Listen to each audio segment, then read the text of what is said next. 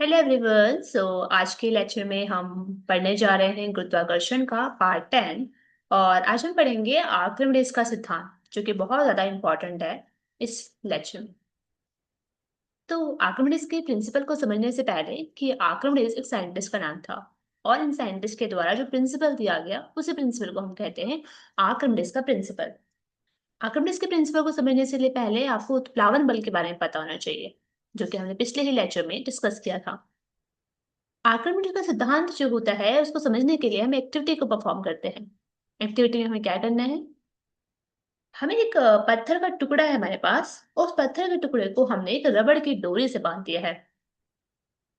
इस रबड़ की डोरी को अगर आप ऐसे पकड़ के देखेंगे, ठीक है, तो आपको एक लेंथ इसकी दिखाई देगी। मतलब आपको एक लेंथ दिखाई देगी। आप उसको मेजर कर सकते हैं किसी थ्रेड्स का यूज करके। तो जैसे आप मेजर करेंगे, हम जानते हैं कि रबड़ की डोरी जो होती है वो स्ट्रेचेबल होती है। तो उसमें स्ट्रेच आता है किसकी वजह से? इस पत्थर के भार की वजह से। जितना इस पत्थर का भार होगा उसके अकॉर्डिंग इसमें क्या होगा, प्रसार होगा, उसमें स्ट्रेच आएगा इस इसके ऊपर रबड़ की डोरी में। ओके, आपने नोट कर लिया है कि कितना प्रसार इसमें आया है, किसमें? इस रबड़ की डोरी में। अब हम क्या करेंगे, इसी वाले जो ये रबड़ की डोरी वाला ये पत्थर लटका हुआ है, इसको हम लेंगे एक बीकर के अंदर। बीकर जिसमें कुछ पानी भरा हुआ है किसी हाइट तक। हम देखेंगे कि उसमें हम जब इसको डुबोते हैं, जैसे जैसे हम पानी के अंदर इसको डुबोएंगे, आप ये ऑब्जर्व करेंगे। क्या ऑब्जर्व करेंगे आप? क्या आप बता सकते हैं मुझे क्या ऑब्जर्व करेंगे जैसे हम पानी में डुबोएंगे? आप ये ऑब्जर्व करेंगे जैसे जैसे हम उसके पानी के अंदर डुबो रहे हैं, जो ये रबड़ की डोरी है उसका जो स्ट्रेच है उसमें कमी आती जा रही है। यानी उसका जो प्रसार हो रखा था पहले, उसमें हमें धीरे धीरे कमी होती हुई दिखाई देती है जैसे जैसे हम उसको अंदर की ओर डुबोते जाते हैं। और जैसे ही हम नीचे बॉटम पे पहुंच जाएंगे इस बीकर के बॉटम पर, वैसे ही उसका जो प्रसार था वो रुक जाएगा जितना भी हुआ था पहले। प्रसार में पहले बढ़ोतरी हुई थी, मतलब पहले ये बढ़ा हुआ प्रसार था। लेकिन जैसे ही हम इसको यहाँ पे लेके गए पानी के अंदर, इसकी लंबाई में कमी आती जाती है। ऐसा क्यों हुआ? तो जो ऐसा ये हुआ है, हम जानते हैं कि रबड़ का जो प्रसार इसलिए हो रहा था क्योंकि जो इससे जो पत्थर लटका हुआ था उसका कुछ भार था, उस भार के कारण ऐसा हो रहा था। तो क्या हम ये कह सकते हैं कि जो उस इसका भार जो था, पत्थर का भार, पानी में डुबाने पर वो भार उसमें कमी आती है। ठीक है, तो इस एक्सपेरिमेंट को परफॉर्म करने के लिए हम यहाँ पर एक स्प्रिंग बैलेंस का यूज कर सकते हैं। स्प्रिंग बैलेंस में हमें क्या करना है, जहां पर हमने ये धागा लगाया है वहां पे स्प्रिंग बैलेंस लगा सकते हो। स्प्रिंग बैलेंस पर हम कुछ वेट है उसको लटका सकते हैं और वहां पर उसको इजिली नोट कर सकते हैं।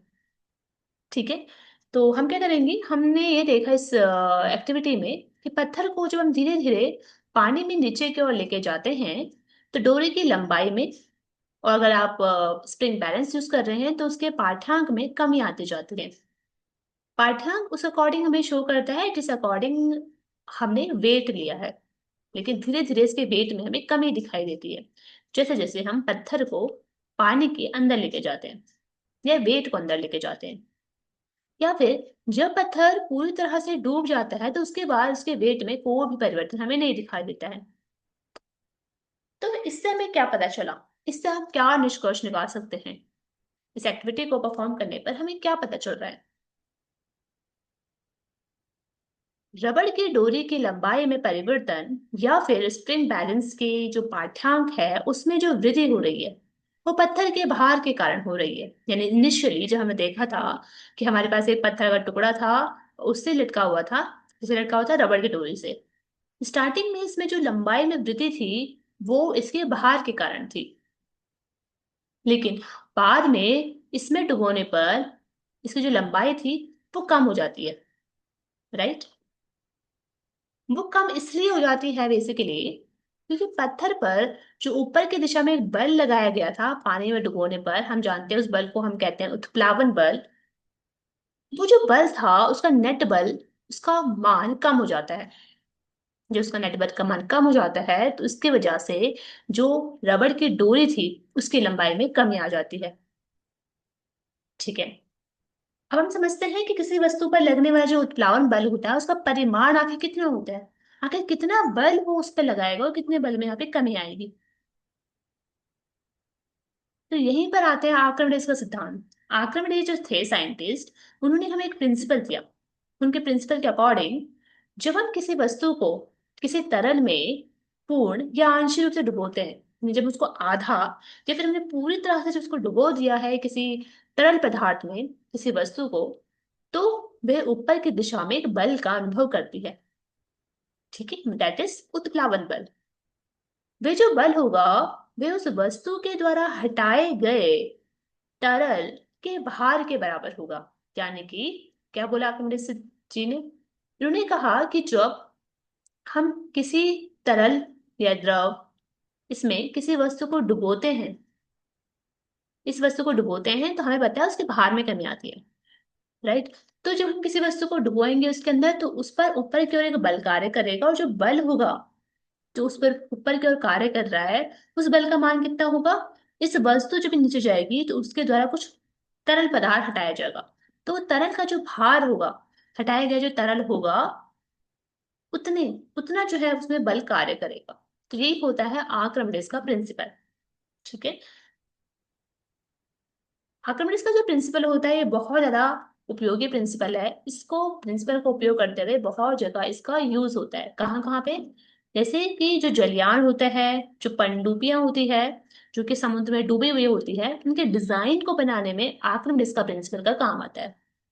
जो दुग्ध मापी होता है, दूध के किसी नमूने की शुद्धता की जांच करने के लिए प्रयुक्त होते हैं, उनमें भी आर्किमिडीज का प्रिंसिपल काम आता है। हाइड्रोमीटर जो कि द्रवों के घनत्व मापने के लिए प्रयुक्त होता है, वो सभी आर्किमिडीज के प्रिंसिपल पर बेस्ड होते हैं। इसलिए आर्किमिडीज का प्रिंसिपल जो है वो बहुत इंपॉर्टेंट होता है। आर्किमिडीज के प्रिंसिपल के अकॉर्डिंग जब हम किसी तरल पदार्थ में किसी वस्तु को डालते हैं तो उसके भार में कमी आ जाती है, और जो भार में कमी होती है वो उस वस्तु के द्वारा हटाए गए तरल पदार्थ के बराबर होती है। ये होता है आर्किमिडीज का प्रिंसिपल। आज के लिए इतना ही। अब हम देखते हैं रिव्यू, हमने क्या जाना। ऑफ कोर्स हमने इसमें आर्किमिडीज का प्रिंसिपल ही पढ़ा है। आर्किमिडीज का प्रिंसिपल अगर हम दूसरे शब्दों में कहें तो किसी तरल में पूरी या आंशिक रूप से डूबी हुई वस्तु पर ऊपर की ओर एक उत्प्लावन बल उस तरल के भार के बराबर होता है जिसे वे वस्तु विस्थापित करती है।